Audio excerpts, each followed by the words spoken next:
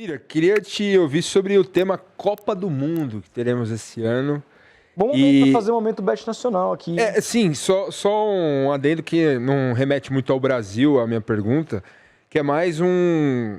Queria ouvir sua opinião também. O seu querido colega, e nosso querido colega também, Jean Oddi, queridíssimo, ele tem uma opinião que ele acha que é um absurdo o que fizeram com a Copa do Mundo, aumentar o número de seleções, etc e tal.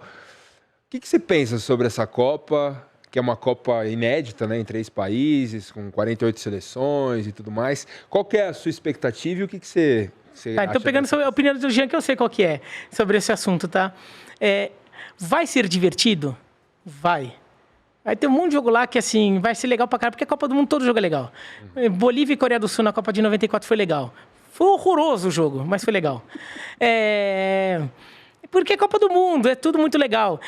Tá sendo legal pra caramba ver esse monte de seleção alternativa classificada. Tá sendo legal pra caramba, assim. Eu fico emocionado. Pô, imagina lá na população em Curaçao, a população em Cabo Verde, a emoção desses caras de estarem vendo a seleção do seu país jogar uma Copa do Mundo pela primeira vez. É quase que para muito país é uma validação global. O time, a seleção de futebol estar podendo jogar a Copa do Mundo. São países que o mundo mal sabem que existem, porque são países muito ignorados nos debates. E, de repente, esse país aparece numa Copa do Mundo, é quase como uma validação. Do mesmo jeito que quando esses países aparecem lá na cerimônia de abertura dos Jogos Olímpicos, ali, tá passando todo aquele monte de bandeira, daí passa esses países menores ali, que passam com 4, 5 atletas, é uma baita festa para esse país. Pô... Você está no maior cenário do esporte mundial e tá sua bandeira lá. Então, imagina para esses países estarem... É legal pra caramba, eu me emociono. Vou torcer por todos eles, tá? Isso posto, é um horror o que a FIFA fez com a Copa. Tá? Porque, assim, a Copa ficou... O regulamento está bagunçado, assim, é um regulamento que vai ser assim, as combinações de resultados de acordo com os melhores terceiros colocados são infinitas, são mais de 1000 combinações possíveis, então, assim, vai ser impossível ficar projetando os confrontos até acabar o último grupo ali. Até sair o resultado do último grupo. Então, vai ficar uma confusão, você vai ficar sabendo na hora, e você não vai ficar curtindo. Vai ter muito jogo por dia, a ponto de você não conseguir nem processar direito um jogo que acabou de acontecer. Porque tem jogo... 5 ou 4? Eu acho que chega a ser 5, dependendo do dia. Nossa. Porque, vamos lá, Quando você vê... Tem jogo de futebol que você vê... Quando você vê uma série de TV, um filme... Tem série, filme que você vai maratonando porque é uma história legalzinha, engraçadinha... pode ser até engraçadinho, sei lá, que você vai vendo uma atrás da outra, que legal, vai, pronto. Porque você vai... e você se diverte. Tem série, tem filme, que você vê um episódio, você tem que esperar uma semana para ver o episódio seguinte. Você tem que ter aquele tempo, quando o streaming ou quando a TV... o próximo episódio é só daqui uma semana. Às vezes é bom que tenha uma semana. E às vezes... você já pegou a série toda disponível, mas você precisa digerir aquele episódio. Então, isso que eu tô falando. Ver no dia seguinte. Então, por isso que às vezes é bom. Por isso que às vezes é bom ter. Tem série que é boa de maratonar, porque é legalzinho, que é rápido, você vai vendo assim. Tem série ou filme que às vezes é bom você ter um tempo para você processar a informação. Pluribus foi assim para mim. Então, quando aquela série que tá lá, às vezes já tem um episódio seguinte disponível, mas espera 1 ou 2 dias para ver o episódio seguinte, ou quando o episódio seguinte vem só na semana que vem, ou quando é na televisão, que é episódio semanal mesmo, às vezes não é ruim você ter que esperar, porque dá tempo de você processar, é muita informação, é muita coisa que você tem que sentir em cima daquele episódio, daquela série. Ou às vezes que é muita informação para tentar decorar, relembrar tudo, conversar com os amigos sobre aquilo. Pô, você viu o episódio da série, você fica... Nossa, eu não tinha prestado atenção nisso, pô, que legal, bababá. Ou então porque é muito conteúdo mesmo, fala, pô, para processar toda aquela carga emocional até do episódio. Jogo de esporte também, esporte como um todo, mas jogo de futebol, tem jogo de futebol que é meio banal, assim, você vê rapidinho, pô, que legal, sei lá o quê. Tem jogo de futebol que você vê e você tem que pensar o que aconteceu. Por quê? Porque o jogo é importante, ou porque o jogo teve muita coisa que acontece naquele jogo. Então, você tem que ficar raciocinando assim, digerir um pouco aquele jogo. Copa do Mundo é um torneio em que todo jogo você tem que digerir. Coreia do Sul e Bolívia em 94. esse daí é engraçado, a gente fala muito desse jogo. A minha geração bota muito na cabeça que esse jogo como sinônimo de jogo ruim de Copa. Foi um jogo horroroso mesmo, 0x0. Qual? Coreia do Sul e Bolívia na Copa de 94. A minha geração pega muito esse jogo pra exemplo, né? Mas então, Coreia do Sul e Bolívia na Copa de 94, você tem que digerir aquele jogo. Entender. Não, porque... Tá, beleza. O Hong Myung-bo fez isso. O Ervin Sanches fez aquilo. Pô, mas se o Echeverri não tivesse sido expulso no jogo anterior, como é que seria? Todo jogo de Copa do Mundo merece essa contemplação. Você tem que... Porque todo jogo de Copa do Mundo vai ficar com... Os jogos de Copa do Mundo tem um peso histórico ali. São jogos que você vai discutir, você vai lembrar deles. E o que acontece em Copa do Mundo tem um peso muito grande. Aumentar o número dos jogos, você banaliza os jogos. Não só banaliza, você não dá tempo de você pensar sobre o jogo, porque você acabou de um jogo, você vai ter que já tá vindo outro. Porque vai ser um atrás do outro, você não tem nem tempo de curtir um pouco aquele resultado, de sentir um pouco aquilo, de pensar, poxa, agora a história registra que o Brasil foi eliminado pela Croácia.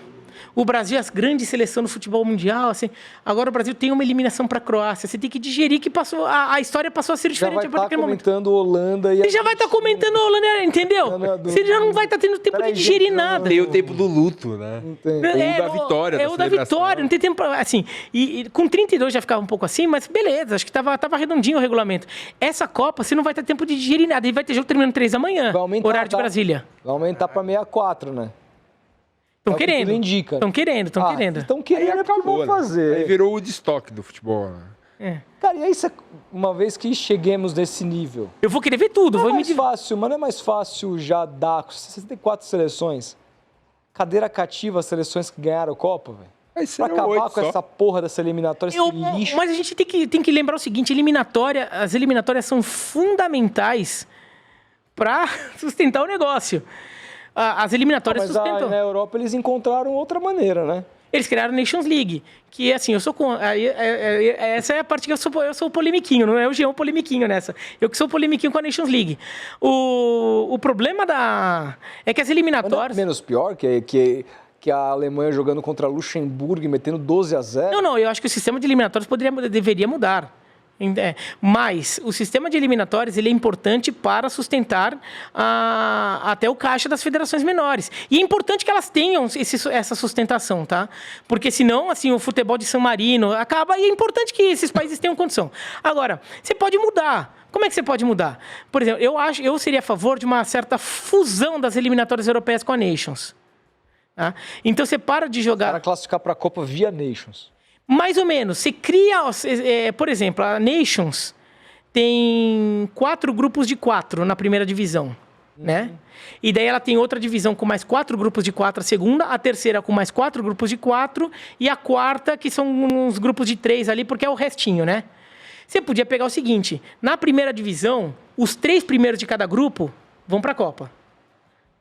E o último de cada grupo, você pegou seu grupo também só com um time forte, teoricamente, certo? O último vai para a repescagem, vai para uma segunda tentativa. Daí, na segunda divisão, os 2 primeiros de cada grupo vão para a Copa e os 2 últimos vão para a repescagem. Esse time da primeira divisão.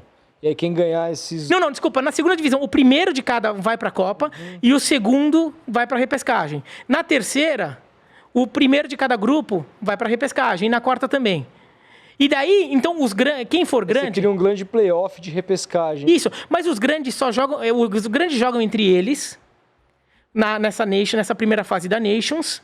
Só que o grande que ficou em último lugar, ele não merece ser excluído da Copa, porque ele caiu num grupo em que tinha a Alemanha, Holanda... Mas aí como é que fomenta o caixa da confederação? Só que daí uma parte do dinheiro dos direitos de transmissão tem que ser repassado para o menor.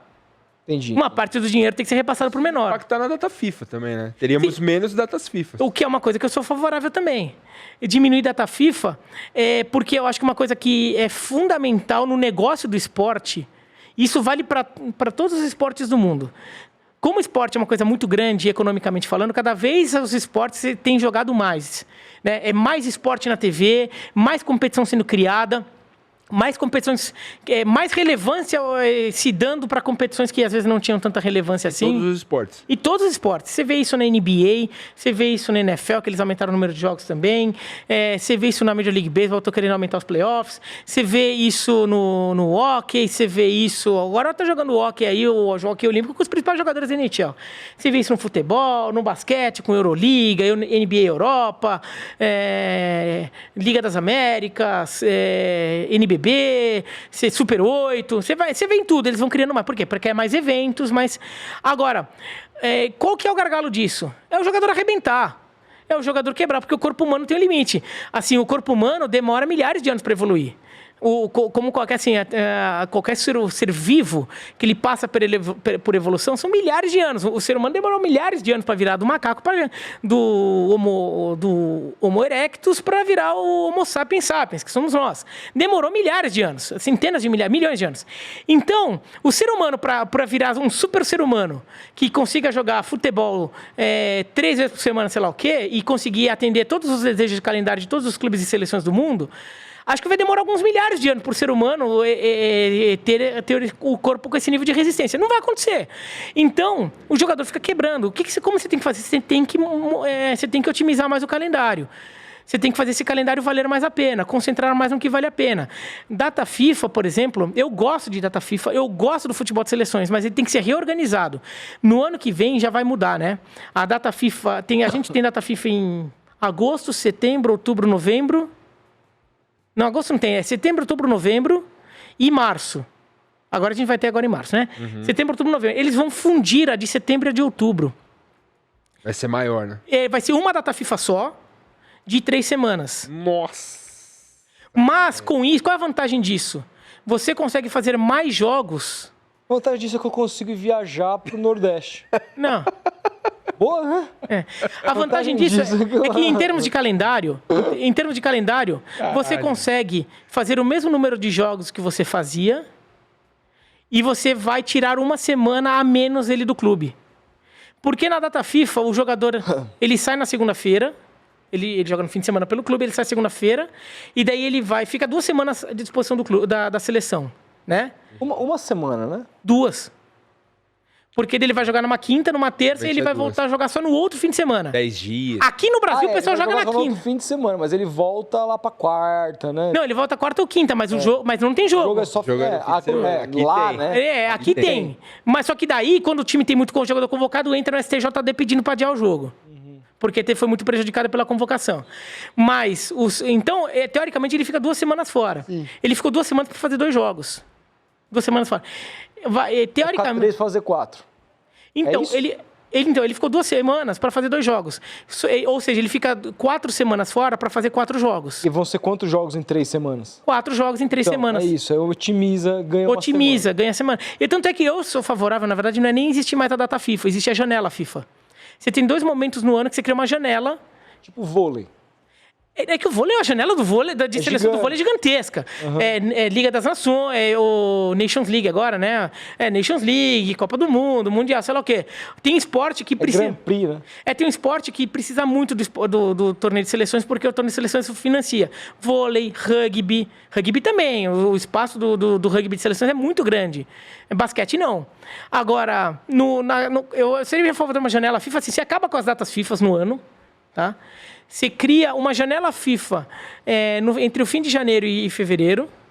Daí você fica 3 semanas a 1 mês só para a seleção. E depois tem junho. Porque junho vai ser o torneio.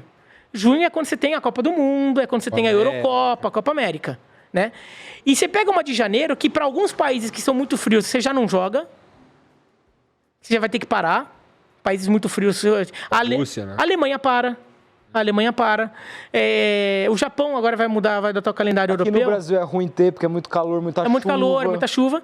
E você reserva para jogos de seleção e também a Copa Africana entra ali. A Copa Africana hoje, ela joga no começo do ano, só que é no meio da temporada de clubes Europa. E daí vários clubes europeus perdem jogadores africanos porque eles vão servir a sua seleção. E eles querem servir, eles têm o direito de servir a seleção do país deles. Agora, eu entendo o clube se incomodar. Então, por que você já não aproveita, junta essas datas FIFA, e daí quando não tem Copa Africana, aí, na África está acontecendo a Copa Africana, mas na América do Sul, você mete um monte de rodada de eliminatória, ou um monte de rodada de Nations League das Américas, o que você quiser. Você pode, entendeu? Porque daí você cria vários jogos, você avança bastante, você faz uma convocação de 30, você não faz uma convocação de 25, de 23, 25, 26, sei lá. Você convoca 30 porque você passa a ter um elenco. Você tem um mês para ficar jogando, você tem que ter um elenco para trabalhar durante um mês. Você convoca 30 jogadores. E você vai rodando. E você tem lá você vai ter lá 4 semanas que dá para fazer uns 7, 8 jogos de uma vez só. Aqui na América Você mata as eliminatórias da América do Sul em uma semana e meia. Tem que contratar o Bira América do Sul, é essa a sua visão? Mas matar em um mês a eliminatória? Não, Não, você não mata em um mês, você mata em 1 ano e meio. Porque você precisaria de 3 janelas para ter as rodadas suficientes para. 1 ano e meio. É. E aí o restante? O restante é clube, irmão. Não, o restante... Não, eu concordo também com essa visão, mas não a tendência não é essa, né? Não, agora, o que você pode fazer também? Bom, primeiro, a eliminatória sul-americana você pode até diminuir. Eu até acho que ela... na verdade, eu sou a favor de fundir a América do Sul com CONCACAF no futebol. Inclusive em clubes? Inclusive em clubes. Libertadores. Fazer uma Champions das Américas. Só que daí você vai jogando norte e sul até as quartas de final ou as oitavas de final, talvez, e daí você mistura. Misturar lá na frente, na fase decisiva. Mas não tão decisiva. Não é o campeão do norte contra o campeão do sul. Mas tipo assim, quartas de final. Sendo que a minha divisão norte e sul é que Colômbia, Venezuela e Equador vira norte. Colômbia, Venezuela e Equador já estão meio que ali em cima da linha do Equador. Não, até por questão de equilíbrio esportivo. Tá, para ficar mais forte lá. Pra você jogar um pouquinho de força lá pra cima e tirar um pouquinho de força de baixo. Né? Porque senão também os mexicanos e americanos vão deitar e rolar, né? Então, não, volta já, joga com o LDU, joga com o Independente Del Valle. Barranquilla aí, do Chará. Inter Miami. Não, porque assim... Porque convenhamos, esses times são... Olha os gols do Uribe aí. Esses times são relevantes. Esses times não é tão, assim, não é que nem Brasil, que não é que nem Argentina, mas Colômbia, o Equador é forte hoje de clube.